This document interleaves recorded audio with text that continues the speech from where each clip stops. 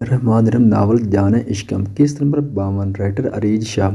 अनैश यार तुमने ये शॉपिंग का प्लान ना बहुत गलत वक्त पर बनाया है। क्योंकि तुम्हें पता तो है बस अभी भी मेरी शादी हुई है और शादी के बाद ना मुझे बहुत सारे कपड़े जूते मिल चुके हैं। मुझे शॉपिंग की बिल्कुल भी ज़रूरत नहीं है, लेकिन तुम्हारा जानना ज़रूरी है, इसलिए मैं तुम्हारे साथ चलने को तैयार हूँ। लेकिन मुझे आइसक्रीम और चॉकलेट अगर तुम्हारी मर्ज़ी हो तो ले देना, मैं तुम्हें फोर्स नहीं करूँगी। वो बड़े मज़े से बोल रही थी जबकि अनायास सिर्फ उसे सुन रही थी। वो भी हैरत से पूरी आंखें खोले। ये लड़की हर काम कितना आसानी से करती थी। उसे देखकर कोई नहीं कह सकता था कि वो अपनी ज़िंदगी में इतनी सारी मुसीबतों का सामना करके यहाँ तक आई है। वो बहुत चुलबुली और जिंदा दिल लड़की थी। किसी को भी अनायास से मोहब्बत हो जाए। वो जब से यहाँ आई थी उसे उस घर में सबसे ज़्यादा यही लड़की अच्छी लगी थी। वैसे तो सबके साथ ही उसकी काफ़ी अच्छी अंडरस्टैंडिंग हो गई थी, लेकिन अनाया के साथ बातें करते, उसके साथ वक्त गुजारते उसे बहुत मज़ा आता था। यह ये कहाँ जाने की तैयारी हो रही है? शिनावर ने कमरे में कदम रखा तो उसे खुद पर बड़ी सी चादर लेते हुए कहीं बाहर जाने की तैयारी में लगे देखा। हम शॉपिंग पर जा रहे हैं शिनावर भाई, मैं और अनाया, मुझे कुछ ज़रूरी चीज़ें लेनी थी। अनायाश उसे देखकर थोड़ी परेशान हो गई, क्योंकि अमरीश और मुकर्रम ने शिनावर को कुछ भी बताने से मना कर रखा था। अरे तुम लोग अकेले कैसे जाओगी? आ जाओ नीचे, मैं गाड़ी निकालता हूँ। वो इन दोनों को देखते हुए कहने लगा, जिस पर अनायाश और ज़्यादा परेशान हो गई, जबकि वो तो खुश हो गई थी कि वो खुद गाड़ी ड्राइव करके उनके साथ जाएगा। न जाने क्यों आजकल शिनावर के साथ वक्त गुजारना उसे बहुत अच्छा लगता था। उसका दिल चाहता था ये शख्स हर वक्त उसके सामने रहे, उसका हर वक्त आसपास होना, उसकी बातें, उसकी परवाह करना उससे अच्छा लगने लगा था। वो उसका बहुत ख्याल रखता था। उसका दिल अपने आप ही शिनावर की तरफ खींचने लगा था। ना जाने क्यों वो शख्स उसके जहन पर सवार होता जा रहा था। नहीं, हमें आपको साथ लेकर नहीं जाना, क्योंकि हमने कुछ ज़रूरी चीज़ें लेनी है और हम नहीं चाहते कि आप हमारे साथ जाएं। अनैश को कुछ समझ नहीं आ रहा था कि क्या बहाना बनाए। लेकिन मेरी प्यारी बहन, मैं कौन सा आपके साथ अंदर मार्केट तक जाऊंगा? आप लोग आराम से शॉपिंग करके आ जाना, मैं बाहर आपका इंतज़ार करूंगा। वो उसका मसला समझते हुए कहने लगा, नहीं अब जाएंगे ही नहीं। मुझे पता है सब बहाने हैं अपनी बेगम के साथ रहने के। मैं आपकी बेगम को अगवा करके अपने साथ नहीं लेकर जा रही, तो आप इस मामले में बिल्कुल बेफिक्र रहें और यही घर पर बैठे, हम जल्दी वापस आ जाएंगे। आपको परेशान होने की बिल्कुल ज़रूरत नहीं है। वो हर मुमकिन तरीके से उसे रोकने की कोशिश कर रही थी, जबकि उसकी इस बात पर उसने एक नज़र अनाया की तरफ देखा था। उसके चेहरे पर सुर्खी इस बात की गवाह थी कि अनैश की बात ने उसके दिल में हलचल मचा दी है। ठीक है यार, ले जाओ मेरी बीवी को, ज़रावर से मिलने उसके घर जा रहा हूँ। उसने सरगोशी में उसे लालच दिया था। अनैश उसकी बला कितनी ही अच्छी दोस्त क्यों ना हो, लेकिन जरशे की जगह कोई नहीं ले सकता था। और जरशे से मिलने के लिए तो वो हर वक्त बेचैन रहती थी। आप मेरे पार्टनर को लालच ना दें, हम भी ज़रावर भाई और जरशे से मिलने जा सकते हैं, बल्कि हम तो वापसी पर उनसे मिल कर ही आएंगे। उसने फ़ौरन उसे उस लालच से निकाला था जिस पर वो खुश हो गई थी। माय डियर प्यारी सी बहन, शायद आपको पता नहीं है, दादा जान ने उसे ला तल्लुक़ किया हुआ है और सिवाय इस घर के बाकी बेटे के उससे मिलने कोई नहीं जा सकता। शनावा ने उसे अपनी अहमियत का एहसास दिलाया था।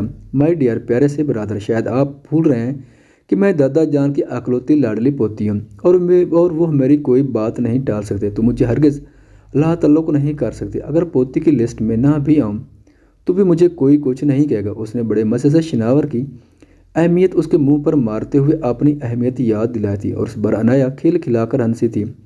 बेशक वो दादा जान का सबसे लाडला पोता था जो अपनी हर एक बात मनवा सकता था, लेकिन अनायाश की अहमियत अलग थी।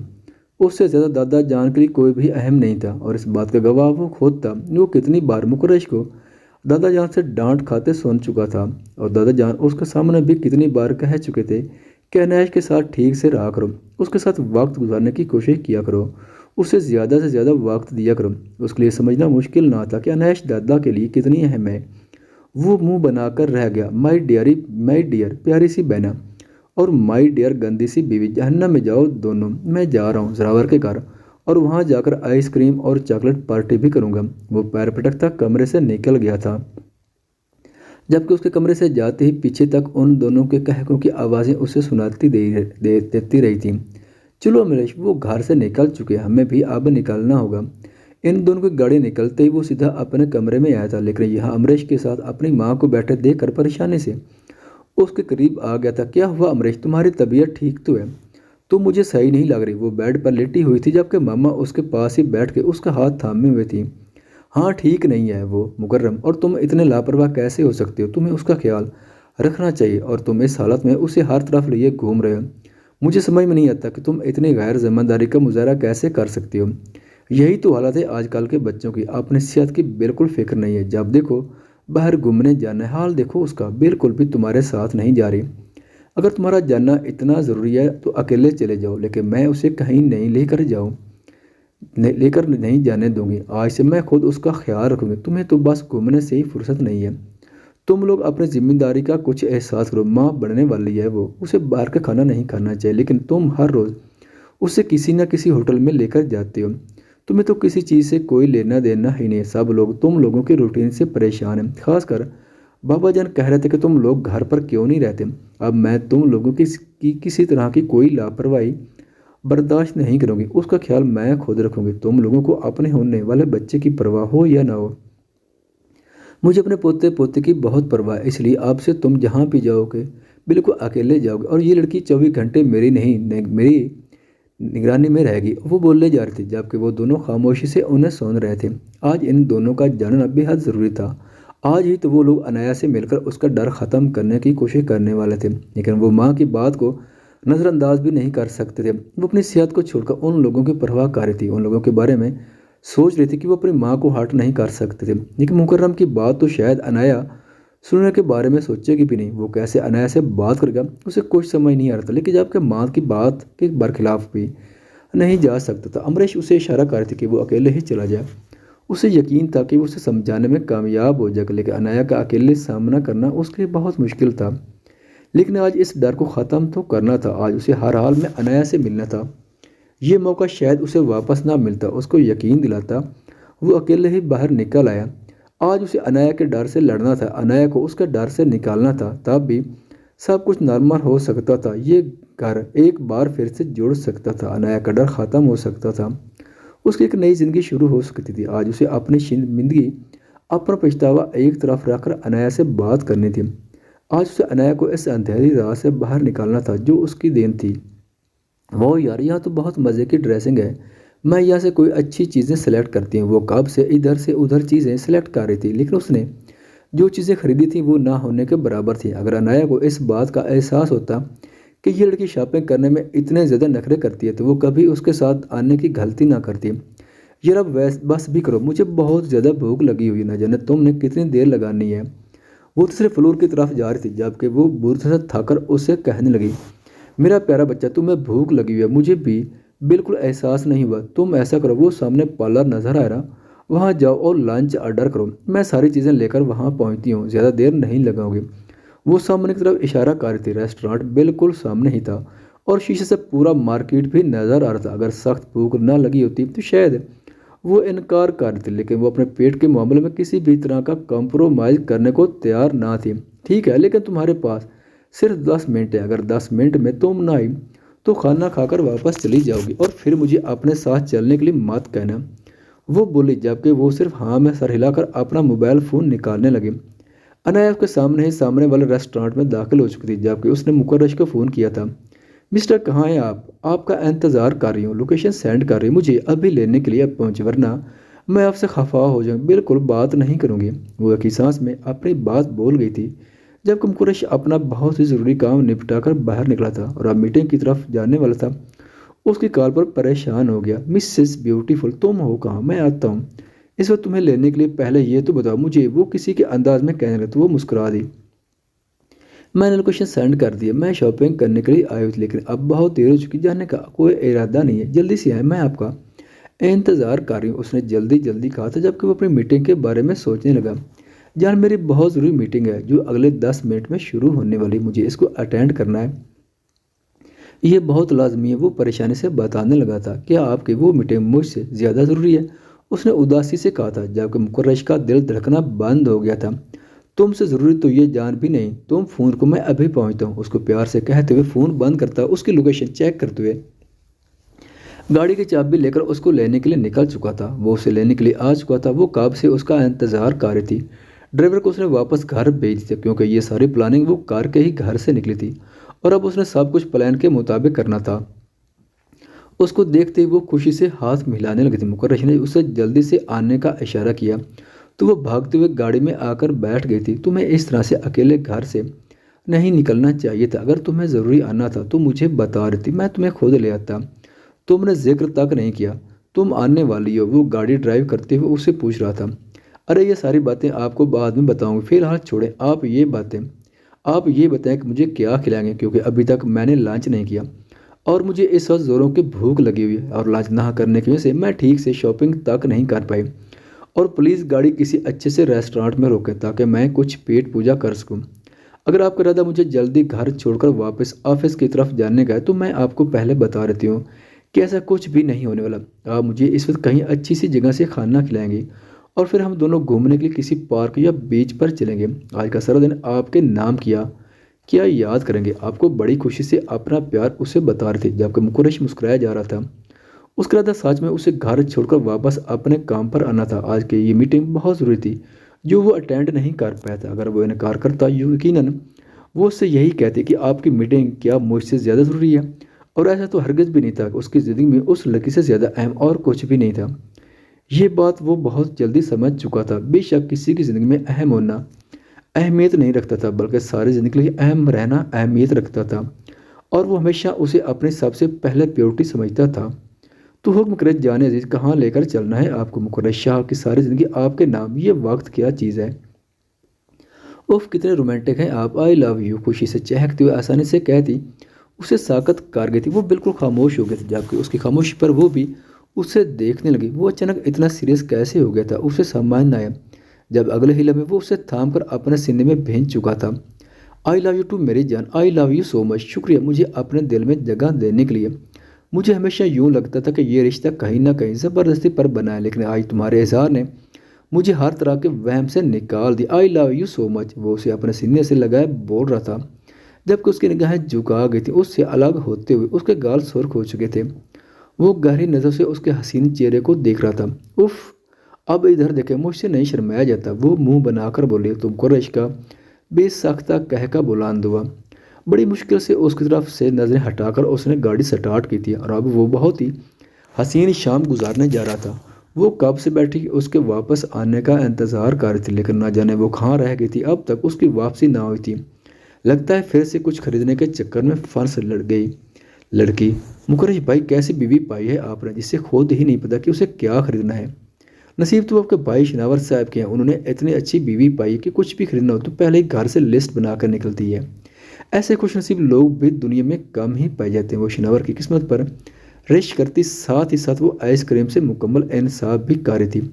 जब थोड़ी ही देर में उसके सामने वाली कुर्सी पर कोई आकर बैठा, उसके चेहरे की तमाम तर रौनक मुकर्रम को अपने सामने देख खत्म हो चुकी थी। वो यहाँ क्या करता, क्या वो इसके पीछे यहाँ तक आया था? नहीं, वो ऐसा हरगिज़ नहीं कर सकता था। वो जानता था कि अनाया उसे देखकर अपनी ज़िंदगी के सबसे तलख बाप को याद करने लगती है। वो उसे वापस अंधेरे में नहीं जाने दे सकता था।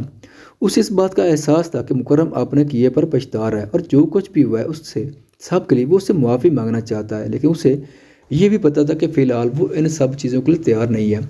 वो कभी जानबूझकर उसके सामने आने की गलती नहीं कर सकता। तो क्या वो अनजाने में यहाँ आकर बैठा था? अगर ऐसा था तो उसे खुद को कंपोज करना था। उसने जल्दी से अपने चेहरे पर हाथ मारते हुए उस सब को नॉर्मल करार देने की कोशिश की थी। वो खुद को बेहद नॉर्मल ज़हर करने की कोशिश कर रही थी। अब वो उस कोशिश में कितनी कामयाब थी और कितनी नाकाम ये तो सामने बैठे शख्स को ही पता था, लेकिन फ़िलहाल वो बहुत परेशान लग रही थी और मुकर्रम उसकी परेशानी को बहुत अच्छे तरीके से समझ भी रहा था। शनावर साहब आपकी बेगम साहबा कहाँ हैं? वैसे ज़िंदगी में पहली बार देख रहा हूँ कि वलीमे के अगले दिन दूल्हा साहब यहाँ हैं, दुल्हन के पहलू में नहीं है। रावण ने बड़े मज़े से वेलकम करते हुए उसके दिल को आग लगाई थी। चुप कर जा कमीने, मैं तुझे फ़ोन पर बता तो चुका हूँ कि वो मेरे साथ नहीं है बल्कि दादा की लाडली के साथ निकल गई है कहीं। उस औरत को ज़रा एहसास नहीं मेरा। क्या उसका शोहर लोगों को क्या जवाब था फिरेगा? निकल गई शॉपिंग करने के लिए और वो यकीनन कहीं बैठकर आइसक्रीम ठूंस रही होगी और मैं यहाँ पर बादलों की तरह दाएं बाएं हो रहा हूँ। कभी दादा जान से छुपता हूँ तो कभी किसी और से, जिसे देखो एक ही सवाल पूछ रहा है। जैसे अनाया को मैंने अपनी जेब में डाल कर रखा हो, जैसे कोई पूछे निकाल कर उनके सामने रख दूँ। वो गुस्से से कहते अंदर आकर सोफे पर लेट गया जबकि उसकी बातों पर अपना गुस्सा कंट्रोल करते वो कब से उसे घूरे जा रही थी। तेरी बीवी मुझे घूर रही है। अस्सलाम वालेकुम भाभी जान, आपको सलाम नहीं किया इसलिए तो नहीं गुस्सा है मुझ पर। वो उसे देखते हुए बोला था। वालेकुम सलाम। वो मुंह बनाकर कहती हुई किचन की तरफ चली गई थी जबकि शनावा ने इशारों में उससे पूछा था कि तेरी बीवी को क्या मसला है मुझसे। मेरी जान, मेरी बीवी को तो इससे कोई मसला नहीं है, तेरी ज़बान से मसला है जो कभी खामोश नहीं रहती, हर वक्त उसमें खुजली रहती है। कभी तेरी ज़बान से मेरे लिए खूबसूरत अल्फाज निकल रहे होते हैं तो कभी तो अनाया के शान में कसीदे पढ़ रहा होता है, और मेरी बीवी से ये चीज़ें बर्दाश्त नहीं होती।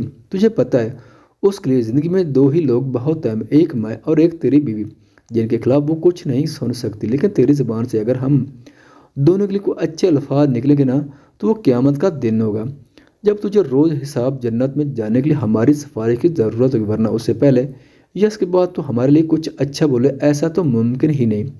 बस इसलिए वो तुझसे खफा हो जाती है। वो उसे बताते हुए उसके साथ ही बैठ गया था। बेचारी बहुत मासूम है तेरी बीवी, उसे पता ही नहीं कि लोगों को जब तक तारीफ ना हो तब तक तुम लोगों की अकल ठिकाने नहीं आती। ये मेरी बीवी है, मैं तुम दोनों की शान में कसीदा पढ़ता हूँ, वरना तुम दोनों को जूते लगाने चाहिए। वो उसे देखकर मुस्कुराया जबकि जरशे किचन से निकलते उसके सामने पिकौड़े रखे।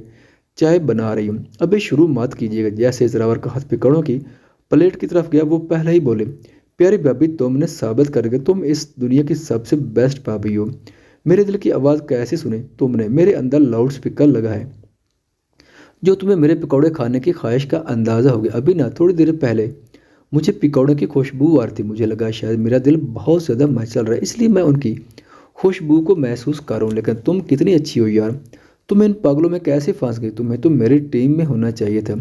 यू आर द बेस्ट भाभी इन द वर्ल्ड, वो उसकी तारीफ करते हुए कह रहा था जबकि जरशे सिर्फ हाँ मैं सर हिलाती वापस किचन में चलेगी। अंदर आते हुए बेसाख्ता एक मुस्कुराहट उसके लबों पर आ गई थी। उसका देवर बुरा नहीं था, बस जबान बहुत चलती थी उसकी। मैं तुमसे बहुत ज़रूरी बात करने वाला था। उस काम में अनायाश ने मेरा साथ दिया है, वो वापस जा चुकी है। तुम इस वक्त सिर्फ मेरे साथ हो, तुम मुझ पर एतबार कर सकती हो। देखो मैं तुम्हारे साथ कुछ भी बुरा नहीं करने वाला, मैं सिर्फ तुमसे माफ़ी मांगने यहाँ आया हूँ। वो जो खुद को रिलैक्स कर रही थी और इस सारी सिचुएशन में खुद को नॉर्मल ज़ाहिर करती, उसकी एक ही बात ने उसे अंदर तक घबरा दिया था। वो इस शख्स के साथ अकेले यहाँ मौजूद थी जिसने उसकी ज़िंदगी बर्बाद कर दी थी। वो कैसे इस शख्स पर यकीन करती जिसने फ़क्त 13 साल की एक लड़की के साथ इतना बुरा किया था, उसे अपने थप्पड़ से बेहाल कर दिया था, उसे डराया धमकाया था। उसका तशद्दुद वो भुला नहीं सकती थी, वो एक भी चीज़ नहीं भुला सकती थी। ये तो उसकी गलत फहमी थी कि सब कुछ ठीक हो जाएगा, सब कुछ नॉर्मल हो जाएगा। अब सब कुछ वैसा नहीं हो सकता जो वो चीज़ अब तक उसके दिमाग में थी, और वो सारी चीज़ें अभी तक उसके दिमाग से निकली नहीं थी। उसका दिल तेज से धड़कने लगा था। वो यहाँ से जानना चाहती थी, वो यहाँ उस शख्स के सामने नहीं रह सकती थी। अगले ही लम्हे वो अपना बैग उठाकर वहाँ से उठ गई थी। वो उसकी कोई बात नहीं सुन सकती थी, उसके लिए इतना ही काफ़ी था। उस शख्स ने एक बार फिर से उसे धोखे से यहाँ बुलाया, और ना सिर्फ उसे यहाँ बुलाया है बल्कि उसने इस सब चीज़ों की बाकायदा प्लानिंग की है, और उसमें अनायश भी शामिल थी। उसे उसके साथ नहीं आना चाहिए था, शायद वो जानती ही नहीं थी कि उस शख्स ने उसके साथ क्या किया। तेज से वहाँ से जाने लगी कि अचानक ही मुकर्रम ने उसका हाथ थाम लिया। नहीं अनाया, तुम यहाँ से इस तरह से नहीं जा सकती। बात मुकम्मल करने का एक मौका तो दो मुझे, मेरी सफाई पेश करने का एक मौका दो प्लीज़। सिर्फ एक बार मेरी बात सुन लो। मेरे हाथ छोड़े मुकर्रम शाह, मैं कुछ नहीं सुनना चाहती और ना ही मैं आपके साथ एक पल भी रह सकती हूँ। आपकी हिम्मत कैसी मुझे इस तरह से यहाँ बुलाने की? वो अपना हाथ उसके हाथ से छुड़ाती गुस्से से धक्का देते हुए जानने लगी थी, जब अचानक ही मुकर्रम ने एक बार फिर से उसका हाथ थामा। उसका हाथ बेख्तियार उठा और मुकर्रम के गाल पर छाप छोड़ गया। ये अमल बिल्कुल बेख्तियार आना था, उसे खुद भी पता ना चला कि वो क्या कर चुकी है। मुझे आपकी कोई बात नहीं सुनी, नफरत है मुझे आपसे और आपके इस घटिया तरीके से। अगर आपको मुझसे बात करनी थी तो वहाँ हवेली में सबके सामने करते। आप लोग सिर्फ मुझे दुख दे सकते हो और कुछ भी नहीं। क्या चाहिए आपको? माफ़ी चाहिए मुझसे? जाए मैं आपको माफ़ करती हूँ, लेकिन खुदा का ये सब कुछ करना बंद करें। आपसे दूर रहती हूँ इसलिए नहीं क्योंकि आपसे डर लगता है मुझे, बल्कि इसलिए दूर रहती हूँ क्योंकि नफरत है मुझे आपसे। आपकी वजह से मेरा किरदार उछाला गया, मुझे बद किरदार कहा गया। आपने मेरी आबरू नहीं लूटी लेकिन कोई फ़र्क भी नहीं छोड़ा। आपको लगता है आपको मुआफ़ करना आसान है? नहीं मुकर्रम शाह, 4 साल खुद को बद किरदार कहलवाया है मैंने। मेरा दुख आप कभी नहीं समझ सकते, इसलिए बेहतर होगा कि मुझसे दूर है। मेरे मुंह से ये अल्फाज निकल सकते हैं कि मैं आपको मुआफ़ करती हूँ, लेकिन इस दिल में आपके लिए वो पहले जैसा मकाम कभी नहीं आएगा। खुदा के लिए छोड़ दे ये सब कुछ। मैं खुद दादा जान से बात करने वाली थी कि ज़रावर भाई को घर वापस बुला लें, क्योंकि मैं आपको माफ़ कर देती हूँ, लेकिन इससे पहले आपने एक बार फिर से अपना आप दिखा दिया। आप कभी नहीं बदल सकते। आप जानते हैं कि आपका सामने आना मुझे तकलीफ़ देता है, लेकिन फिर भी आप वही कर रहे हैं। वो आंसू साफ़ करती वहाँ से निकल गई थी। लेकिन वो कहाँ जाएगी? ड्राइवर जा चुका था। वो इस तरह उसे नहीं छोड़ सकता था। वो तेज़ी से उसके पीछे भागा था। ख़वातीनो हज़रात, चैनल पर आने का बहुत शुक्रिया। अगर वीडियो पसंद आए तो चैनल को सब्सक्राइब करें और साथ ही बेल के आइकन को लाजमी प्रेस करें ताकि आने वाली वीडियोस की अपडेट सबसे पहले आप तक पहुंच सकें। शुक्रिया।